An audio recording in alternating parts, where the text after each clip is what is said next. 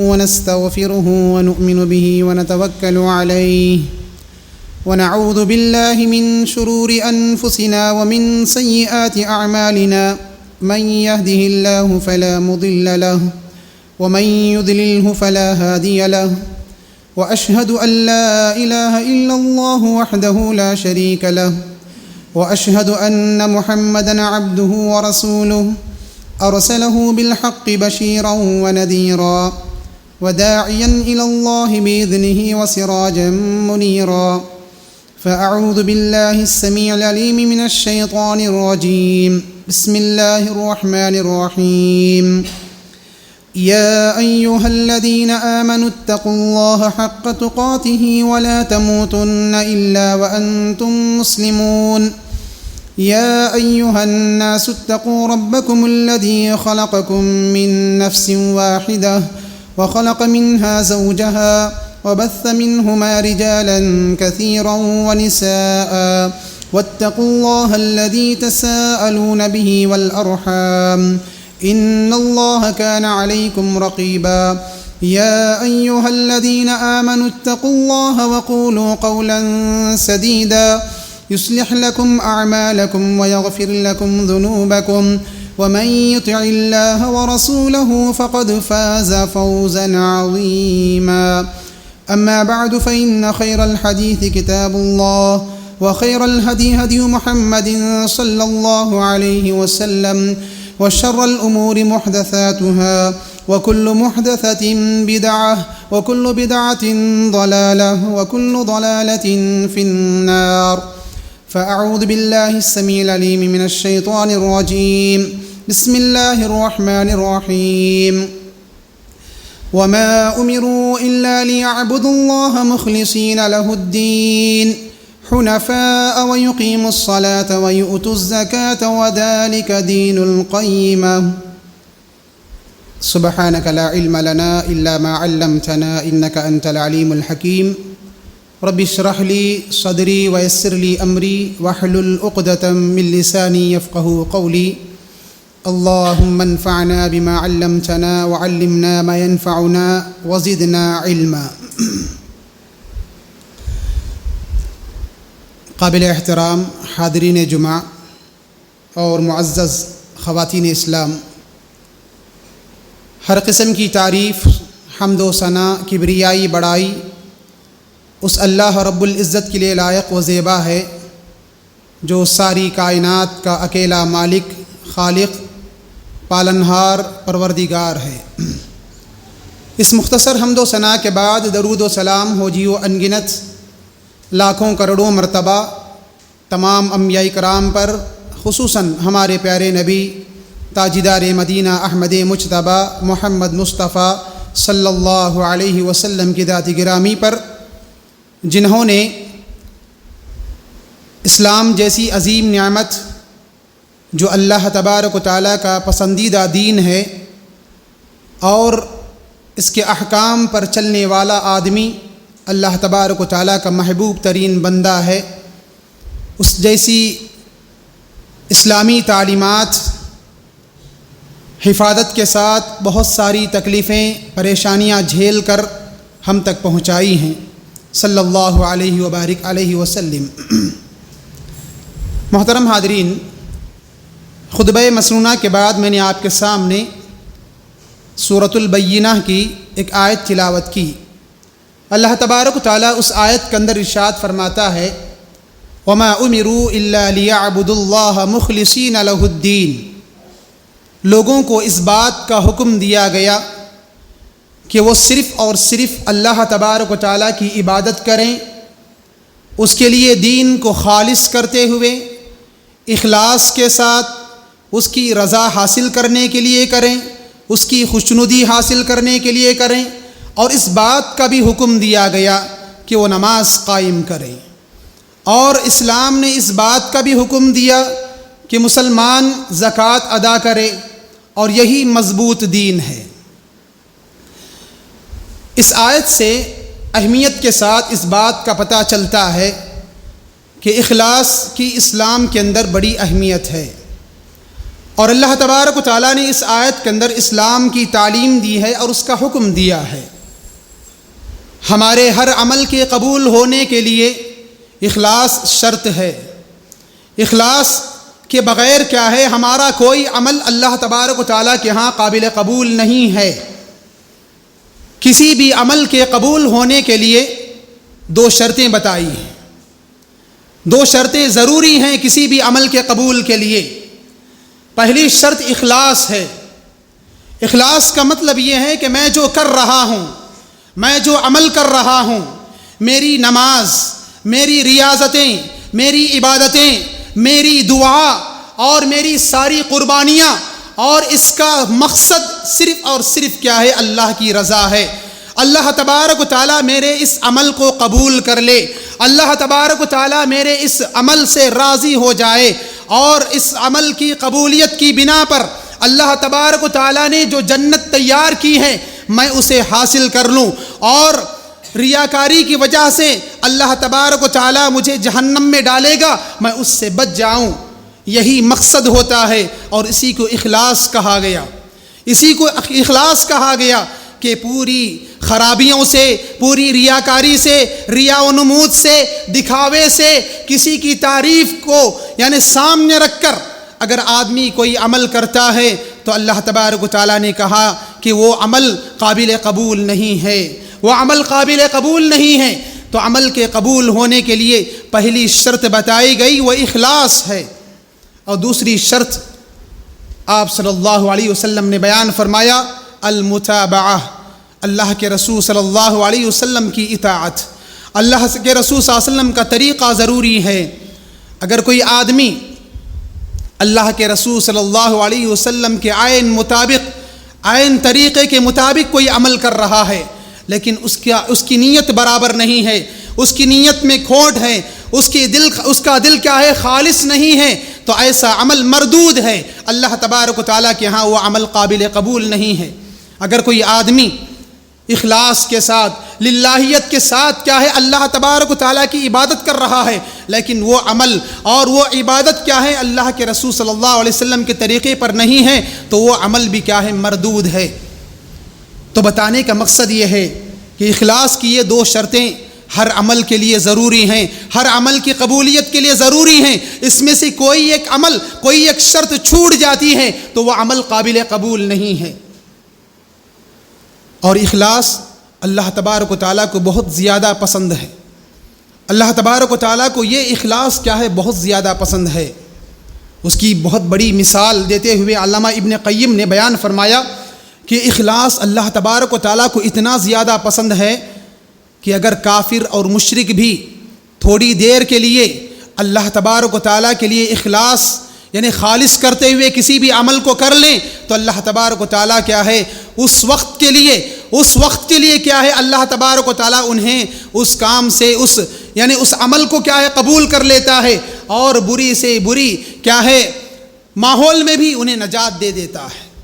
علامہ ابن قیم نے مثال دیتے ہوئے قرآن مجید کی دلیل پیش کی، فَإِذَا رَكِبُوا فِي الْفُلْكِ دَعَوُا اللَّهَ مُخْلِصِينَ لَهُ الدِّينَ فَلَمَّا نَجَّاهُمْ مِنَ الْبَرِّ إِذَا هُمْ يُشْرِكُونَ۔ دیکھیے اللہ تبارک و تعالیٰ کو اخلاص کتنا زیادہ پسند ہے۔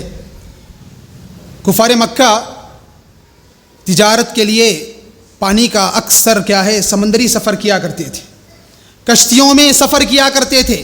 جب ان کی کشتی کسی بھور میں پھنس جاتی، سمندری طوفان میں پھنس جاتی، تو اس وقت کیا ہے، اتنے سارے بتوں کو کیا ہے وہ چھوڑ کر، سارے کے ساری دنیا کے جتنے بھی بت وہ پوجا کرتے تھے ان تمام کو چھوڑ کر کیا ہے، اس وقت کیا ہے وہ پکارتے ہیں اللہ تبارک و تعالیٰ کو، فَإِذَا رَكِبُوا فِي الْفُلْكِ دَعَوُا اللَّهَ مُخْلِصِينَ لَهُ الدِّينَ۔ ان کی دعا کیا ہے اس وقت، صرف اور صرف اللہ کے لیے ہو جاتی ہے، اے اللہ اب تو ہی بچانے والا ہے، تیرے علاوہ اب ہمارے معبود ہمیں نہیں بچا سکیں گے۔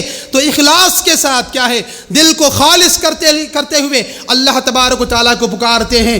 تو ایسے وقت میں ان کے اخلاص کی لاج رکھ کر، اس وقت ان کے اخلاص کی قدر کرتے ہوئے اللہ تبارک و تعالیٰ انہیں نجات دے دیتا ہے۔ علامہ ابن قیم نے بیان فرمایا اللہ تبارک و تعالیٰ بخوبی جانتا ہے، اللہ تبارک و تعالیٰ کو معلوم ہے کہ جب یہ نجات پالیں گے اور ان کی کشتی کیا ہے سمندری ساحل پر لگ جائے گی تو پھر یہ شرک کریں گے، اللہ تبارک و تعالیٰ کو معلوم ہے، پھر بھی کیا ہے اس وقت کیا ہے وہ تمام بتوں کو چھوڑ کر اللہ کے لیے خالص دعا کرتے ہیں، تو اللہ تبارک و تعالیٰ کو وہ اخلاص پسند ہے، وہ اخلاص پسند ہے، اتنی لاج رکھ کر کے اللہ تبارک و تعالیٰ انہیں بچا لیتا ہے۔ سب سے بڑی مثال ہے اخلاص کی کہ اللہ تبارک و تعالیٰ کو اخلاص کیا ہے بہت زیادہ پسند ہے۔ اسی لیے کئی مرتبہ اللہ تبارک و تعالیٰ نے قرآن مجید میں سب سے پہلے اللہ کے رسول صلی اللہ علیہ وسلم کو خطاب کرتے ہوئے کہا کہ دیکھو تم اپنے عمل کو اخلاص کے طور پر اپنے امت کے سامنے پیش کرو، کہو تم اپنی امت کے سامنے قل انی امرت ان اعبد اللہ مخلصا لہ الدین، آپ کہہ دیجئے اے اللہ کے رسول صلی اللہ علیہ وسلم مجھے اس بات کا حکم دیا گیا ہے کہ میں اللہ تبارک و تعالیٰ کی عبادت کروں اس کے لیے دین کو خالص کرتے ہوئے اخلاص کے ساتھ کیا ہے مجھے اللہ تبارک و تعالیٰ کی عبادت کرنے کا حکم دیا گیا ہے۔ اور بعض ایسی آیتیں اللہ تبارک و تعالیٰ کی زبانی یعنی اللہ تبارک و تعالیٰ نے اللہ کے رسول صلی اللہ علیہ وسلم کی زبانی کہلوایا اپنی امت کے لیے قل ان صلاتی ونسکی ومحیای ومماتی للہ رب العالمین، اے اللہ کے رسول صلی اللہ علیہ وسلم آپ کہہ دیجئے اعلان کر دیجئے اپنے بارے میں کہ میری نماز، میری ساری قربانیاں اور میرا مرنا اور میرا جینا اس اللہ کے لیے ہے جو تمام جہانوں کا رب ہے۔ اخلاص کی عمل کے اندر اخلاص کی یہ سب سے بڑی دلیل ہے کہ خود اللہ کے رسول صلی اللہ علیہ وسلم کو حکم دیا اللہ تبارک و تعالیٰ نے تم سب سے پہلے کیا ہے اپنی امت کو بتاؤ کہ اخلاص کا معنی کیا ہے۔ تو چنانچہ اخلاص ہماری اسلامی زندگی میں بہت بڑا فائدہ دیتا ہے، یعنی انسانی زندگی میں اخلاص کا بہت زیادہ اثر ہوتا ہے۔ سب سے پہلا اثر کیا ہے معلوم؟ ہمارے عمل کی حفاظت ہوتی ہے، اللہ تبارک و تعالی ہمارے عمل کی حفاظت کرتا ہے۔ اخلاص کی وجہ سے کیا ہے ہمارے کسی بھی عمل کی کیا ہے اللہ تبارک و تعالیٰ حفاظت کی ذمہ داری لے لیتا ہے، ضامن بن جاتا اللہ تبارک و تعالیٰ۔ مالک ابن انس بہت بڑے امام جنہوں نے حدیث میں سب سے پہلی کتاب لکھی، حدیث جو جمع کی گئی موطا امام ابن مالک، یہ حدیث کی سب سے پہلی کتاب ہے۔ اس کے بعد جتنی بھی حدیثیں آئی ہیں، جتنی بھی حدیث کی کتابیں آئی ہیں، امام بخاری نے جو حدیثیں لی ہیں اسی کتاب سے لی ہیں۔ سب سے پہلے انہوں نے حدیث کی کتاب لکھی، جمع کیا۔ بہت سارے لوگوں نے آ کر ان سے کہا کہ بہت سارے لوگ بھی لکھ رہے ہیں، حدیث کی کتابیں کیا ہے حدیثوں کو جمع کر رہے ہیں بہت سارے لوگ، آپ بھی جمع کر رہے ہیں۔ تو پھر اس کے بعد آپ نے ایک بات کہی، لکھیں دے جتنے بھی لوگ لکھنا چاہ رہے ہیں لکھیں، لیکن ما کان للہ بقیہ، جو اللہ تبارک و تعالیٰ کے راضی کے لیے رضامندی حاصل کرنے کے لیے جو عمل کیا جاتا ہے اللہ تبارک و تعالیٰ اسے باقی رکھتا ہے۔ اس دور میں آپ کے زمانے میں کئی ایک حدیث کی کتابیں لکھی گئیں لیکن آپ کی کتاب باقی رہی۔ یہ اخلاص کی وجہ سے آپ نے اخلاص للہیت کے لیے آپ نے وہ کام کیا، جمع کیا حدیثوں کو، اللہ تبارک و تعالیٰ نے اسے باقی رکھا۔ یہ سب سے بڑا اثر ہے انسانی زندگی میں، کیا ہے یہ سب سے بڑا اثر ہے اخلاص کا کہ ہمارے اس عمل کی حفاظت ہوتی ہے اور اس کا نتیجہ بہت بڑا ہوتا ہے اللہ تبارک و تعالیٰ کے پاس۔ تو چنانچہ اخلاص اسلامی زندگی کا بہت بڑا عمل ہے۔ ہمارے ہر عمل کی قبولیت کے لیے اخلاص سب سے بڑی شرط ہے میرے بھائیوں۔ پھر اس کے بعد ایک دوسری مثال، حال ہی کی مثال لے لیجئے، حسن المسلم مشہور دعا کی کتاب ہے، ہم میں کا ہر ایک جانتا ہے، چھوٹا بڑا بوڑھا عورتیں سارے کے سارے لوگ جانتے ہیں اس دعا کی کتاب کو۔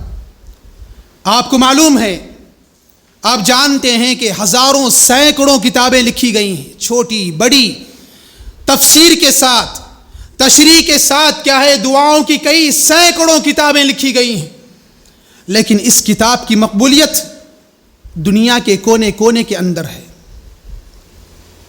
آپ نے دیکھا ہوگا حسن المسلم ہر ایک کے پاس دعاؤں کی کتابوں کے ساتھ کیا ہے، ہر ایک کے گھر میں یہ موجود ہے۔ سعودی عرب کے اندر بعض لوگوں نے اعتراف کیا کہ کئی ایک شہروں کو ہم وہاں کا سفر کیے، کئی ایک ایسے قریے جہاں پر جھوپڑی میں رہنے والے لوگوں کو تک ہم نے کیا ہے وہاں کا ماحول ہم نے جانچا، دیکھا، وہاں پر بھی ہم نے بہت ساری کتابوں کے ساتھ حسن المسلم کو پایا۔ حسن المسلم وہاں پر بھی موجود ہے۔ کئی ایک ایسے ساحلی علاقے جہاں پر کیا ہے بہت کم مسلمان رہتے ہیں، وہاں پر بھی ہم نے دیکھا کہ حسن المسلم وہاں پر بھی ہے۔ ایک سوال کرنے والے نے آ کر شیخ سعید جو اس کتاب کے تالیف کرنے والے جمع کرنے والے ہیں ان سے آ کر پوچھا کہ آپ کی کتاب کی مقبولیت کا راز کیا ہے؟ کئی ایک ایسے علاقے جہاں پر ہم نے سفر کیا، دیکھا کہ جس طریقے سے سعودی عرب کا چھپا ہوا قرآن جیسے ہر جگہ پر دنیا کی کونے کونے میں پہنچ چکا ہے، ویسے ہی ہم نے آپ کی کتاب کو وہاں پر پایا۔ سینکڑوں دعائیں کی کتابوں کے باوجود بھی کیا ہے آپ کی کتاب کی مقبولیت بہت زیادہ ہے۔ اور اس کی مقبولیت کا سب سے بڑا راز یہ بھی ہے کہ ہر عام زبان میں کیا ہے اس کی تشریح کی گئی ہے۔ ہر عام زبان میں، دنیا کی جو سب سے بڑی زبانیں ہیں، جو بول چال میں استعمال کی جانے والی زبانیں ہیں، ان تمام زبانوں میں کیا ہے یہ کتاب چھپی ہوئی ہے دعاؤں کے ساتھ۔ تو اس کی مقبولیت کا راز پوچھنے کے لیے ایک آدمی نے ان سے سوال کیا کہ اس کتاب کی مقبولیت کا راز کیا ہے؟ تو انہوں نے کہا ھذا سر بینی و بین ربی، یہ میرے اور میرے رب کے درمیان کا راز ہے۔ انہوں نے یہ اتنا ہی جواب دیا، اخلاص کی وجہ سے ہم جو بھی عمل کرتے ہیں اللہ تبارک و تعالیٰ اس کی حفاظت کرتا ہے۔ یہ اخلاص کا سب سے بڑا اثر ہے انسانی زندگی پر۔ اور دوسرا اثر، انسان اخلاص کی وجہ سے بڑی سی بڑی مصیبت سے بچ جاتا ہے۔ اخلاص سے کیا ہوا عمل اور اس کی وجہ سے آنے والی بڑی سی بڑی مصیبت آدمی کو اس سے نجات دلاتی ہے۔ مشہور واقعہ کئی مرتبہ ہم نے سنا ہے، بنی اسرائیل کا وہ واقعہ جو 3 آدمی کیا ہے کسی غار میں بارش سے بچنے کے لیے چھپ گئے، پھر اس کے بعد کیا ہے ایک بڑا سا پتھر آ کر غار کے دہانے پر بیٹھ گیا، وہ ہٹا نہیں سکے۔ اس کے بعد انہوں نے یہی دعا کی اپنی زندگی کے کسی ایک عمل کو لے کر، جو عمل انہوں نے اخلاص کے ساتھ کیا تھا، اس عمل کو رکھ کر انہوں نے دعا کی اللہ تبارک و تعالیٰ کے دربار میں۔ اور دعا کیا تھی؟ اللہم ان کنت تعلم انی فعلت ذلك ابتغاء وجهك فافرج عنا۔ دعا کی انہوں نے، اے اللہ تو جانتا ہے، اللہ تجھے بخوبی معلوم ہے کہ ہم نے یہ عمل صرف اور صرف تیری رضا حاصل کرنے کے لیے کیے ہیں، تو ہمیں اس مصیبت سے نجات دے دے۔ اللہ تبارک و تعالیٰ نے نجات دی۔ اپنی زندگی کے ہر عمل کو انہوں نے گنایا، جو عمل انہوں نے اللہ کی خاطر، اللہ کی رضا کے خاطر کیا تھا، اس عمل کو اللہ تبارک و تعالیٰ کے دربار میں پیش کیا اور دعا کی، اے اللہ ہم تیری رضا حاصل کرنے کے لیے ہم یہ عمل کیے ہیں، تو ہمیں اس مصیبت سے نجات دے دے۔ وہ پتھر کھسکتا گیا اور وہ وہاں سے نجات حاصل کر لیے۔ تو اخلاص کے ساتھ کیا ہوا عمل اور اس کے ذریعے سے کی جانے والی دعا ہر مصیبت سے انسان کو بچاتی ہے۔ بے حد ضروری ہے ہماری زندگی میں اخلاص سے کیا ہوا عمل ہمارے لیے بہت زیادہ فائدہ دینے والا ہے۔ پھر اس کے بعد ایک اور فائدہ انسانی زندگی میں اخلاص کی وجہ سے ہونے والا یہ کہ انسان کا دل کینے سے پاک ہو جاتا ہے۔ کینہ، بغض و عناد جس کی وجہ سے انسان کا دل بہت کمزور ہو جاتا ہے، بہت زیادہ آدمی پریشان ہوتا ہے اس کی وجہ سے۔ آدمی کا یہ جو دل ہے دنیا کی بہت ساری پریشانیوں کو جھیل نہیں پاتا، اسی لیے اسلام نے اس کی حفاظت کی ذمہ داری لیتے ہوئے انسان کو اس بات کا حکم دیا کہ دیکھو اپنے سینے کو، اپنے دل کو کیا ہے بغض و عناد سے، دشمنی سے، غصے سے، کینہ کپٹ سے کیا ہے پاک رکھو، صاف رکھو، جس کی وجہ سے کیا ہے تم دنیا کی ہر قسم کی مصیبت سے بچ جاؤ گے، ہر قسم کی ماحولی پریشانیوں سے تم بچ جاؤ گے، گھریلو پریشانی سے بچ جاؤ گے۔ تم اپنے دل کو صاف رکھو ان چیزوں سے۔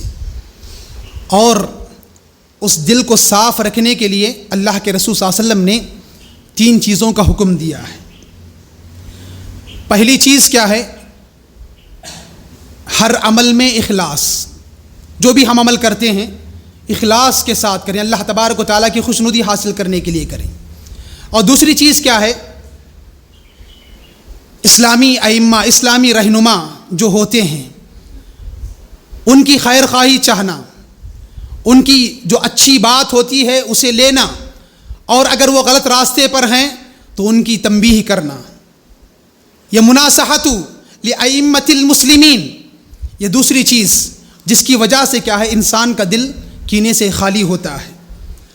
اور پھر تیسری چیز بتائی آپ صلی اللہ علیہ وسلم نے، وَلُزُومُ جَمَاعَتِهِمْ، جماعت کے ساتھ مل کر رہنا۔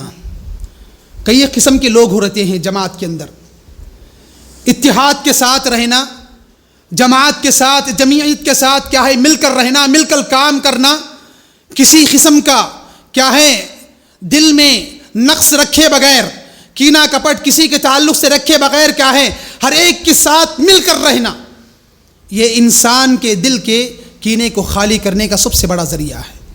تو یہ 3 چیزیں بتائیں آپ صلی اللہ علیہ وسلم نے کہ اگر یہ 3 چیزیں کسی انسانی زندگی کے اندر آ جائیں تو اس کا دل کیا ہے کینے سے صاف رہتا ہے۔ اور جس آدمی کا دل کیا ہے کینے سے صاف ہو جائے، بغض و عناد سے صاف ہو جائے، تو وہ سینہ کیا ہے اخلاص کے لیے خالص ہو جاتا ہے۔ اور اس کے بعد کیا ہے ہر کیا ہوا عمل اس کا خالص للہیت کے لیے ہوتا ہے۔ یہ بے حد ضروری ہے میرے بھائیوں۔ پھر اس کے بعد اللہ کے رسول صلی اللہ علیہ وسلم نے بتایا کہ اخلاص کی وجہ سے آدمی نفس کے شر سے بچتا ہے، نفس پرستی سے کیا ہے بچ جاتا ہے۔ نفس پرستی کیا ہے انسانی زندگی کا سب سے بڑا فتنہ ہے۔ نفس کا شر جس کی بنیاد پر کیا ہے ابلیس نہ رہا، اللہ تبارک و تعالیٰ کے دربار سے نکال دیا گیا۔ بڑا مقرب تھا وہ اللہ تبارک و تعالیٰ کا، اسی نفس پرستی کی وجہ سے اللہ تبارک و تعالیٰ کے دربار سے نکال دیا گیا، مردود قرار دیا گیا۔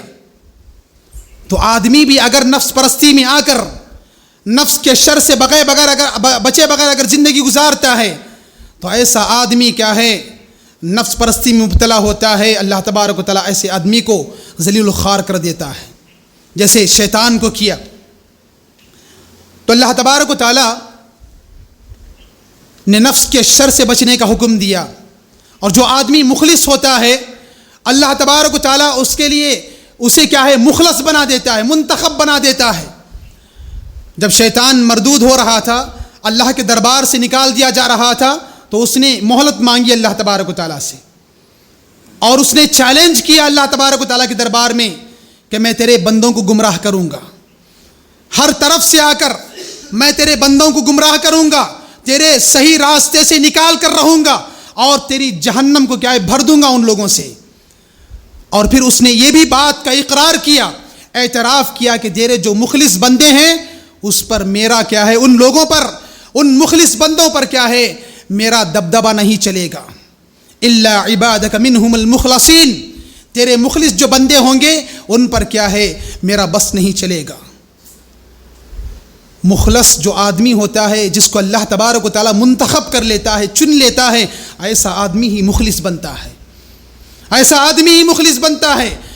تو شیطان خود اعتراف کرتا ہے کہ ایسے بندے کو میں گمراہ نہیں کر سکتا، ایسے بندے پر میرا کوئی دبدبہ نہیں چلے گا۔ تو مخلص بننا چاہیے شیطان کے ہر فتنے سے بچنے کے لیے۔ اور شیطان بھی کیا کرتا ہے معلوم ہے؟ شیطان بھی انسان کی عبادت کو لے کر کیا ہے گمراہ کرتا ہے۔ شیطان کیا ہے انسان کی عبادت کو لے کر انسان کو گمراہ کرتا ہے۔ شیخ سعدی بیان فرماتے ہیں کہ ہم ایک سفر میں تھے، جا کر ایک جگہ ہم نے پڑاؤ کیا، خیمے ڈالے، اور ہر ایک آدمی تھکا ہوا تھا، سفر کی وجہ سے کیا ہے آدمی تھک جاتا ہے۔ آج کے جیسا سفر نہیں ہے. آج تو بہت سینکڑوں میل آدمی سفر کر لیتا ہے لیکن کسی قسم کی تھکان نہیں ہوتی. لیکن اس زمانے کی بات ہے، اس زمانے کا سفر بہت تھکا ماندہ سفر ہوتا تھا. سفر کی وجہ سے آدمی بہت جلد تھک جاتا تھا، سونے کی فکر، آرام کرنے کی فکر کرتا تھا. تو ایسی حالت میں کیا ہے، شیخ سعدی بیان کرتے ہیں ہم تھکے ہوئے تھے، ہم سو گئے. ہم میں سے ایک ساتھی اٹھ کر کیا ہے وہ تہجد پڑھنے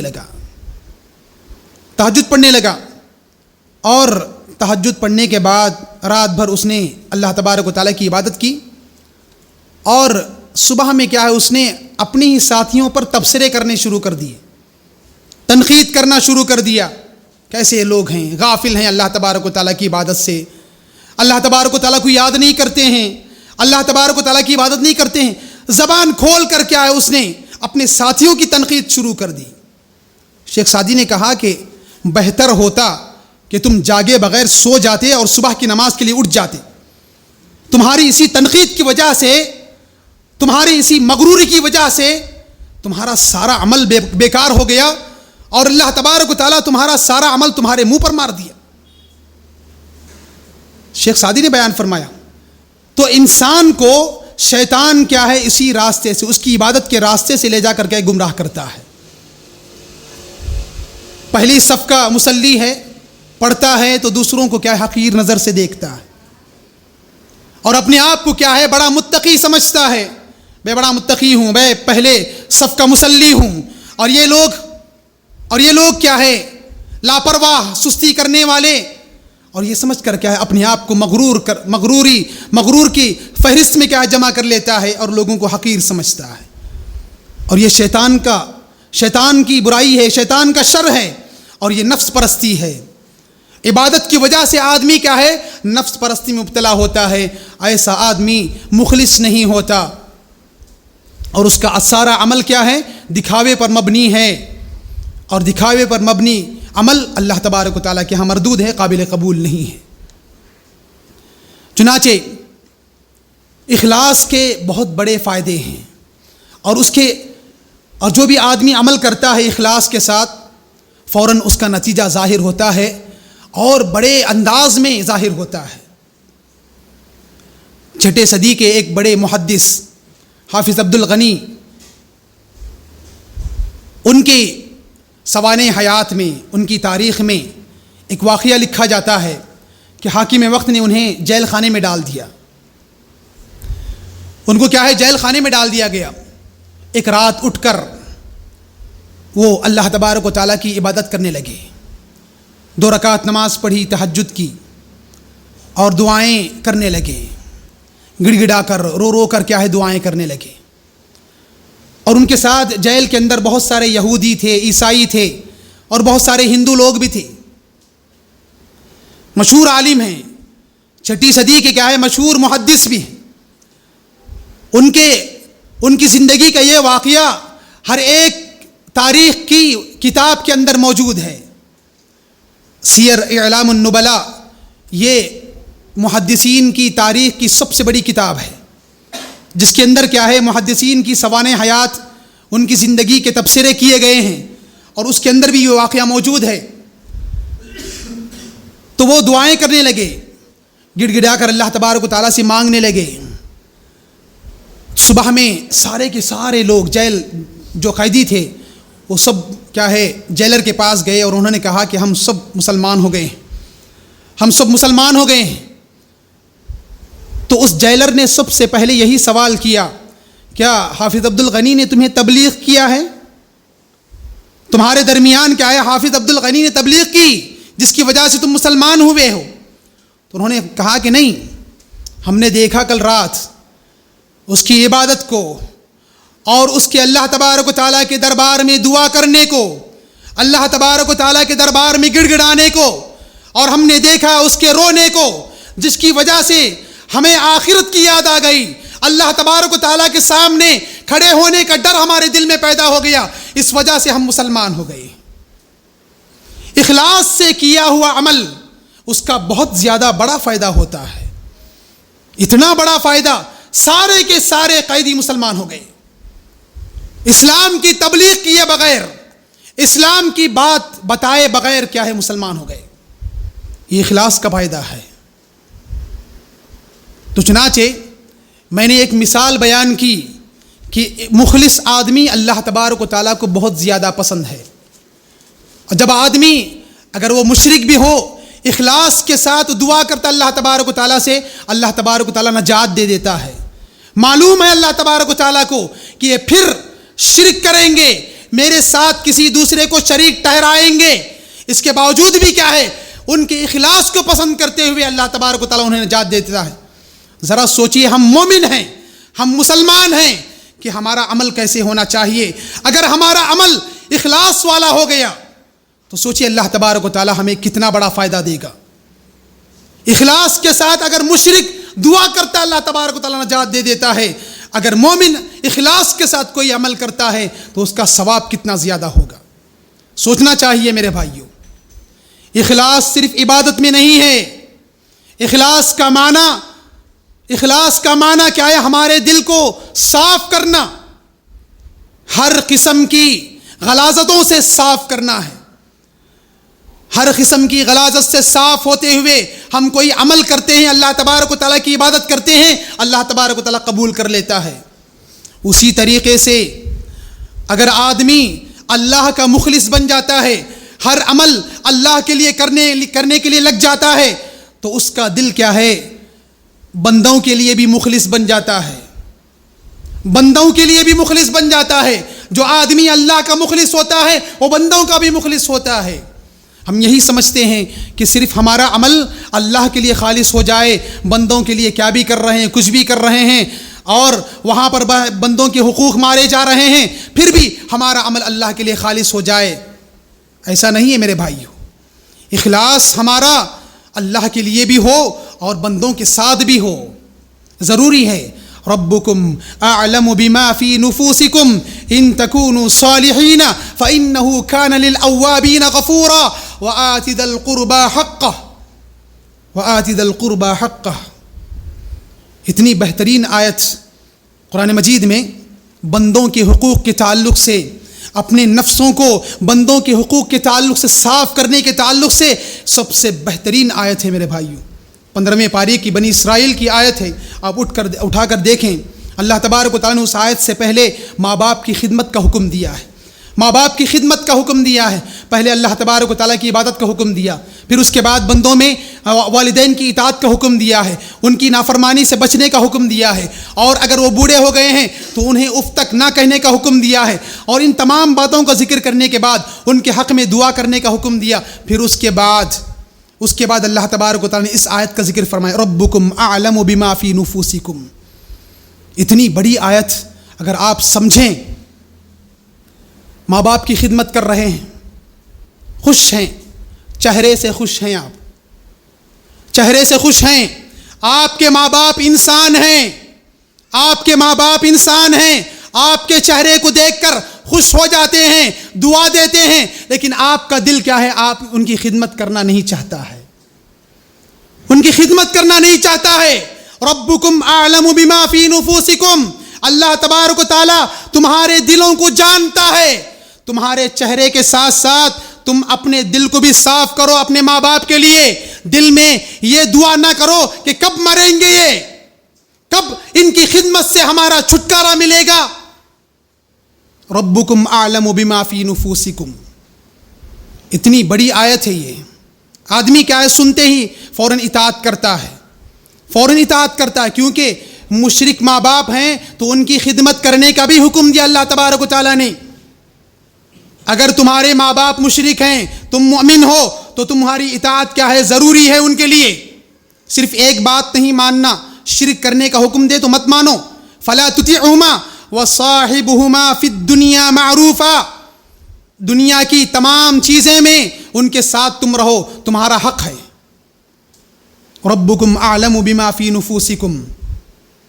پھر اس کے بعد اللہ تبارک و تعالیٰ نے کہا وآت ذا القربى حقہ.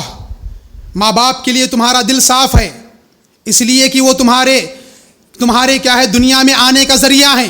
تمہارا دل صاف ہے, خوشی کے ساتھ, چہرے کے ساتھ, دل کی صفائی کے ساتھ آپ ان کی خدمت کر رہے ہیں. پھر اللہ تبارک و تعالیٰ نے کہا وآت ذی القربى حقہ، رشتہ داروں کے حقوق بھی ادا کرو، رشتہ داروں کی حقوق بھی ادا کرو۔ ماں باپ کے حق ادا کر رہے ہو، بھائی بہن کے حق ادا کرو، ان کے لیے بھی تمہارا دل صاف ہونا چاہیے۔ جو کچھ تم اپنے کھانے کے لیے لاتے ہو، اپنی بہن مجبور ہے، غریب ہے، اس کی مدد کرو، صاف دل سے کرو۔ وآت ذی القربى حقہ، اللہ تبارک و تعالیٰ نے حکم دیا رشتہ داروں کے بھی حقوق ادا کرنا ہے۔ بندوں کے ساتھ بھی، بندوں کے حق ادا کرنے کے تعلق سے بھی کیا ہے؟ تمہارا دل صاف ہونا چاہیے۔ یہ اخلاص کا مطلب ہے میرے بھائیوں۔ صرف عبادت میں مت ڈھونڈو اسے، اللہ کی عبادت میں مت ڈھونڈو اخلاص کو، بندوں کے حقوق ادا کرنے کے تعلق سے بھی کیا ہے؟ اخلاص کو ڈھونڈو، صاف دل سے کیا ہے؟ ان کی خدمت کرو، ان کے حقوق ادا کرو، تبھی چل کر کیا ہے؟ ہماری زندگی کا ایک مقصد ہمارے سامنے آئے گا اور ہمارا دل صاف ہوگا، ہر ایک کے لیے صاف ہوگا، ہر ایک کے لیے صاف ہوگا۔ اللہ تبارک و تعالیٰ نے کہا والمساکین، وابن السبیل بھی کہا اس کے بعد کہ تم رشتہ داروں کے بھی حقوق ادا کر رہے ہو۔ مسکین ہے تمہارے معاشرے میں ایک مسکین آدمی ہے، مانگتا نہیں ہے ہاتھ پھیلا کر، شرم کے مارے مانگتا نہیں ہے، اور اس کی زندگی ایسی ہے کہ ایک وقت کھانے کے بعد دوسرے وقت کا کھانا نصیب نہیں ہے، ایسا آدمی مجبور ہے، مانگتا نہیں ہے، ایسے آدمی کو ڈھونڈو، تم تلاش کرنے کا حکم دیا اللہ کے رسول صلی اللہ علیہ وسلم نے۔ تلاش کرو، اپنے صاف دل کے ساتھ تلاش کرو، ڈھونڈو اور چھپا کر کیا اس کی مدد کرو۔ تمہارے صاف دل ہونے کی دلیل ہے وہ۔ تلاش کرتے ہو تو تمہیں دو ثواب دیے جائیں گے، ایک تلاش کرنے کا ثواب دیا جائے گا اور ایک مدد کرنے کا ثواب دیا جائے گا۔ وآت ذی القربى حقہ والمسکین وابن السبیل، مسافر ہے اپنے گاؤں سے، اپنے رشتہ داروں سے، اپنے گھر والوں سے، اپنے ساتھ رہنے والے لوگوں سے کیا ہے؟ دور آ گیا ہے، ایسے آدمی کی بھی کیا ہے؟ مدد کرو۔ اس کے بارے میں فیصلے مت کرو کہ اچھا خاصا نظر آتا ہے، بھیک مانگ رہا ہے، مت سوچو۔ اللہ کے لیے اگر کوئی مانگے آپ سے تو دے دیجیے۔ آپ اللہ کا نام لے کر اگر کوئی آپ سے مانگے، کوئی بھی رہے، مالدار بھی رہے، اللہ کے رسول صلی اللہ علیہ وسلم نے کہا اگر گھوڑے پر سوار ہو کر بڑی سی بڑی گاڑی میں آ کر بھی اگر آپ سے مانگے اللہ کا نام لے کر، آپ اسے دو۔ یہ اخلاص کا نتیجہ ہے میرے بھائیوں۔ بہت بہترین آیت ہے، آپ پڑھ کر اسے سمجھنے کی کوشش کریں۔ اللہ تبارک و تعالی ہمارے دلوں کو جاننے والا ہے۔ ربکم اعلم بما فی نفوسکم، ہمارا چہرہ صاف ہے، ہم خوشی خرم کیا ہے لوگوں سے ملتے ہیں، ان کی خدمت کر رہے ہیں، سب کچھ کر رہے ہیں، لیکن ہمارا دل صاف نہیں ہے تو ہمارا اخلاص نہیں ہے، ہمارا اخلاص نہیں ہے وہ۔ ہمارے اخلاص کی سب سے بڑی دلیل یہی ہے کہ ہم اپنے ماں باپ کے لیے اللہ تبارک و تعالیٰ کے لیے مخلص ہو جائیں، اپنے ماں باپ کے لیے مخلص ہو جائیں، اپنے رشتہ داروں کے لیے مخلص ہو جائیں، اور دوسرے تمام معاشرے میں رہنے والے غریبوں کے لیے، مسکینوں کے لیے، اور دوسرے جو مانگنے والوں کے لیے مخلص ہو جائیں۔ تبھی چل کر کیا ہے اخلاص کا مطلب ہمیں سمجھ میں آئے گا اور ہماری زندگی کیا ہے بہتر سے بہتر بنے گی۔ اللہ تبارک و تعالیٰ سے دعا ہے اللہ تبارک و تعالیٰ ہم تمام کو کہنے سننے سے کہیں زیادہ عمل کی توفیق عطا فرمائے۔ اللہ تبارک و تعالیٰ ہماری زندگیوں میں اخلاص جیسی عظیم نعمت نصیب فرمائے۔ اللہ تبارک و تعالیٰ ہمارے تمام اعمال کو قبول فرمائے۔ اللہ تبارک و تعالیٰ کسی بھی وجہ سے ہمارا کوئی بھی عمل اخلاص کے بغیر چھوٹا ہوا ہے، اللہ تبارک و تعالیٰ محض اپنے فضل سے اسے معاف فرمائے۔ اللہ تبارک و تعالیٰ اسے قبولیت کے درجے کو یعنی محفوظ کے ساتھ، حفاظت کے ساتھ پہنچائے۔ اللہ تبارک و تعالیٰ جب تک زندہ رکھے اسلام اور ایمان کی حالت میں زندہ رکھے، جب ہماری موت ہو تو اسلام اور ایمان کی حالت میں ہو، آمین یا رب العالمین۔ بارک اللہ لنا ولکم ونفعنا وإياكم بالآیات والذکر الحکیم، انہ تعالی جواب کریم ورب حلیم۔